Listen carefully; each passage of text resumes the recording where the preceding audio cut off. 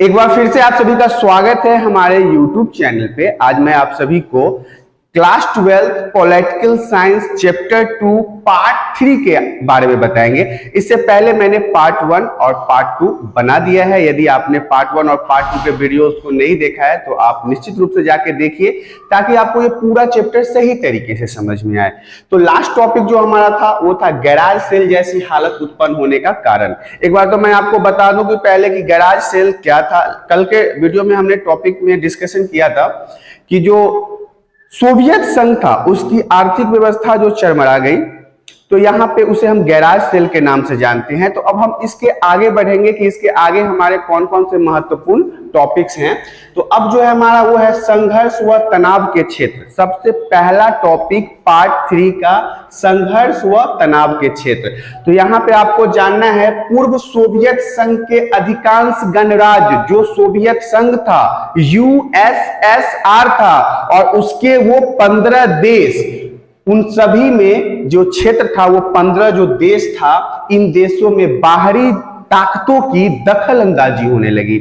आपको पता है कि ये 15 गणराज्य जो थे वो यूएसएसआर का हिस्सा था। यूएसएसआर के अंदर थे 15 देश, लेकिन जैसे ही यूएसएसआर टूट गया तो इन 15 देशों के अंदर बाहरी ताकतों का बहुत ज्यादा बोलबाला हो गया, दखल अंदाजी बढ़ गई।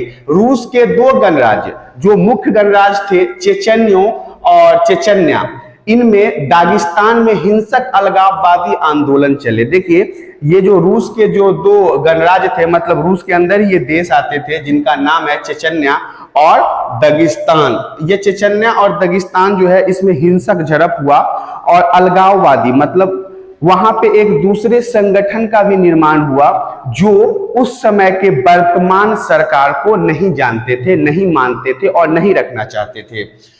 चेकोस्लोवाकिया के 2 भाग भी हो गए। संघर्ष व तनाव के क्षेत्र में आप देख सकते हैं कि यूएसएसआर को किन किन खामियों को भुगतना पड़ा है। तो यहाँ पे चेकोस्लोवाकिया जो है उसके 2 भाग हो गए, पहला चेक और दूसरा स्लोवाकिया, मतलब एक देश अलग अलग 2 भागों में बट गया। इस तरह से आपने यूएसएसआर के जगहों को देखा जिसमें कितना तनाव भरा हुआ था। अब देखिए, ये VVI है, वेरी वेरी इंपॉर्टेंट, आपके सिलेबस में है अरब स्प्रिंग। तो अरब स्प्रिंग क्या है उसके बारे में आप अच्छे से समझिएगा कि अरब स्प्रिंग क्या था, क्योंकि आपके सिलेबस में है, इस हिसाब से आपको ज्यादा इंपॉर्टेंस इसको देना जरूरी है। 21वीं शताब्दी में पश्चिम एशियाई देशों में लोकतंत्र के लिए विरोध प्रदर्शन और जन आंदोलन शुरू हुए। ध्यान समझिएगा कि 21वीं सदी में क्या हुआ, शताब्दी में पश्चिम एशियाई के देशों में लोकतंत्र, मतलब जैसा कि भारत में आपको पता है कि लोकतंत्र शासन है, ऐसे ही लोकतंत्र शक्ति को बढ़ाने के लिए वहां पे लोगों ने विरोध प्रदर्शन किया। उनका मानना था कि हमारे देशों में भी आप लोकतंत्र पद्धति लाओ, मतलब जनता के द्वारा शासन। यहाँ पे किसी एक पार्टी का शासन नहीं होगा, तानाशाही नहीं होगा, राजशाही नहीं होगा, हमें यहाँ पे लोकतंत्र चाहिए। इसके लिए उन्होंने विरोध प्रदर्शन किया और जन आंदोलन शुरू किया। ऐसे ही एक आंदोलन को हम अरब स्प्रिंग के नाम से जानते हैं। ध्यान से समझिएगा कि अरब स्प्रिंग अगर आपसे पूछा जाए तो आप क्या बोलेंगे कि अरब स्प्रिंग क्या होता है। 21वीं शताब्दी में पश्चिम एशियाई देशों में क्या हुआ कि वहां के लोगों ने जन आंदोलन करना शुरू किया। जन आंदोलन करने का मतलब है जनता के द्वारा किया गया आंदोलन। और किसके लिए किया था उन्होंने किया था यह आंदोलन अपने देश में लोकतांत्रिक व्यवस्था लाने के लिए। लोकतांत्रिक व्यवस्था लाने के लिए उन्होंने जो आंदोलन किया, जो प्रदर्शन किया, उसे ही हम अरब स्प्रिंग के नाम से जानते हैं। इसकी शुरुआत ट्यूनीशिया में 2010 के मोहम्मद बौजीजी के आत्मदाह से शुरू हुआ। देखिए, विरोध प्रदर्शन करने के दौरान क्या हुआ, एक व्यक्ति थे ट्यूनीशिया में, 2010 की बात है, मोहम्मद बौजीजी नाम के।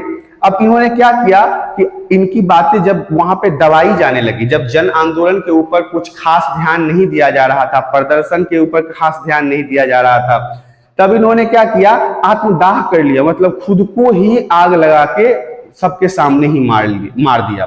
तो ये था आपका अरब स्प्रिंग। अब हम आगे बढ़ते हैं।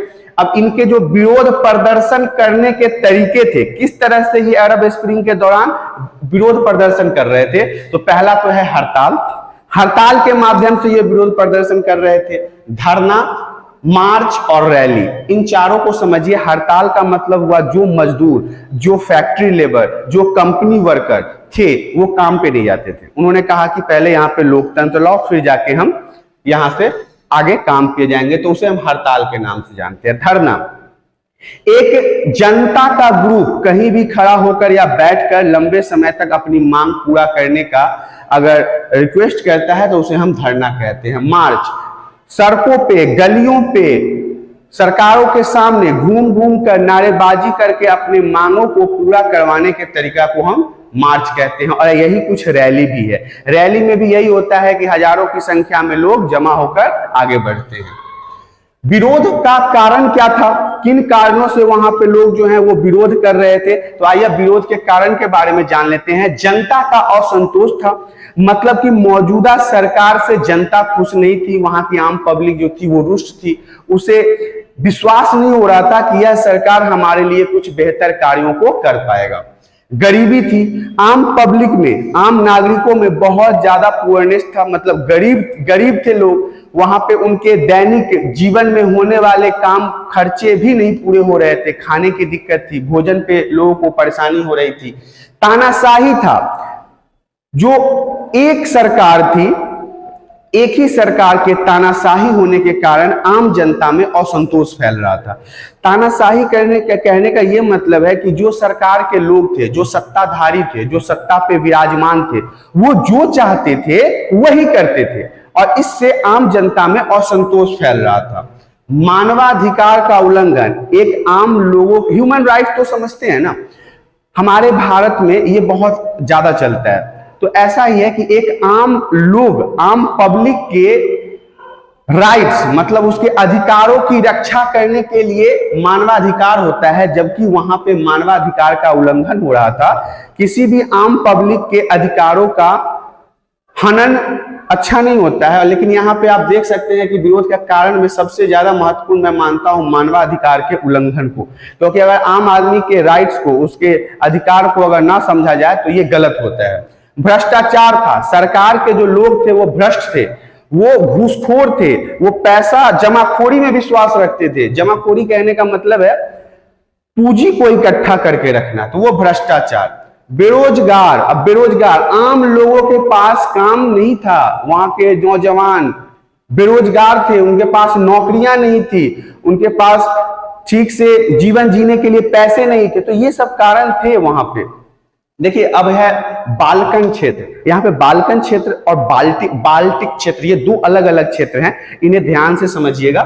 बाल्कन गणराज्य था, एक देश था जो यूगोस्लोवाकिया गृह युद्ध के कारण कई प्रांतों में बट गया।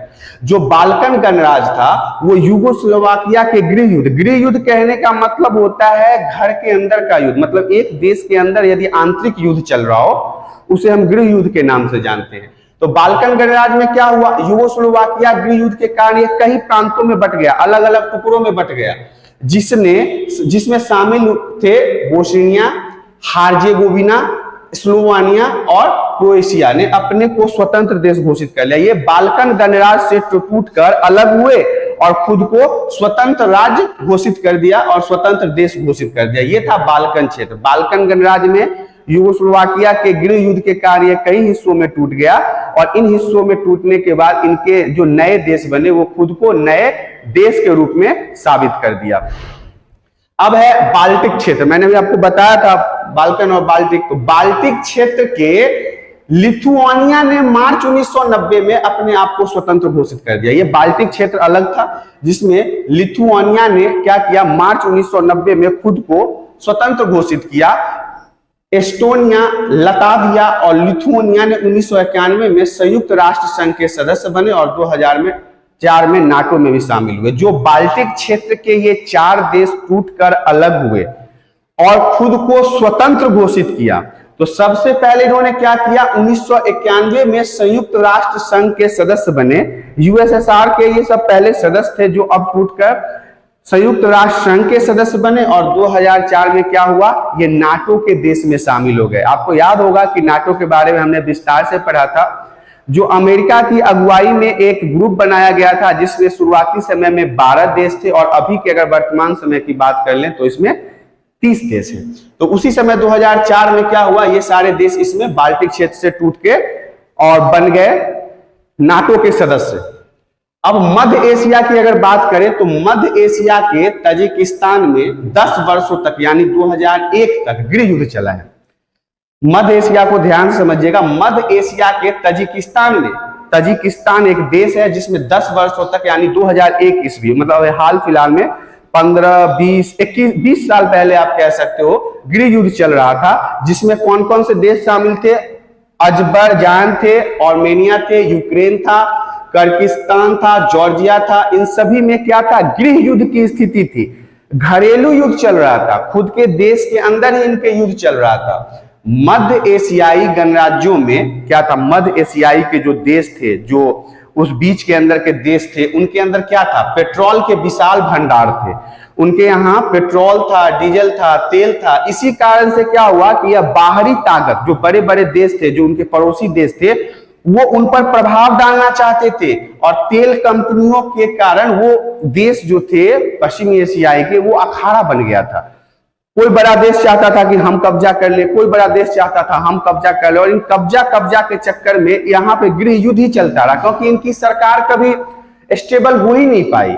कभी दूसरा शक्ति, कभी तीसरा शक्ति, कभी चौथा शक्ति इनको दबाव डालता रहता था, पैसों का लोभ देता रहता था, जिस कारण से इनके यहाँ खुद का गृह युद्ध चलता रहा। यह था मध्य एशिया का हाल।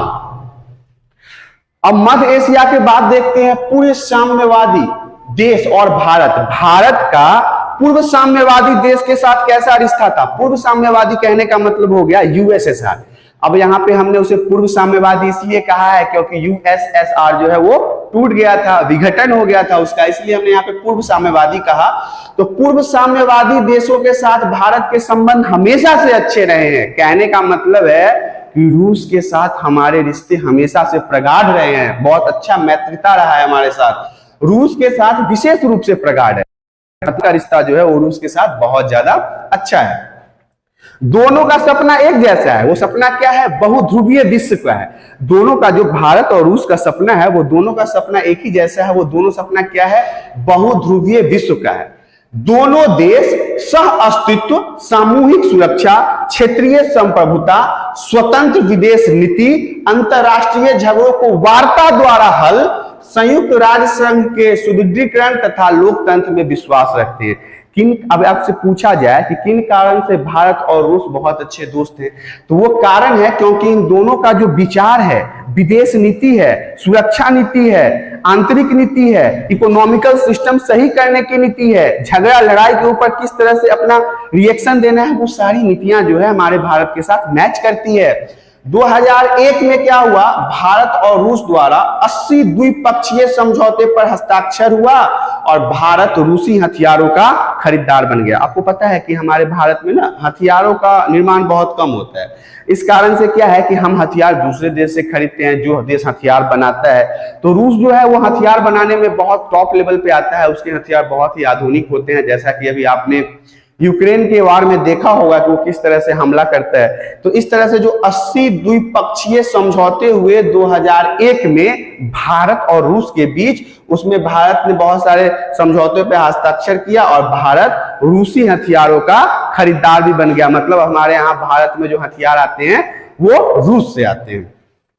पूर्व साम्यवादी देश और भारत में अगर बात की जाए तो रूस से तेल का आयात, परमाणविक योजना तथा अंतरिक्ष योजना में रूस हमारी मदद करता है। आपको पता है रूस के पास भी तेल का बहुत बड़ा भंडार है।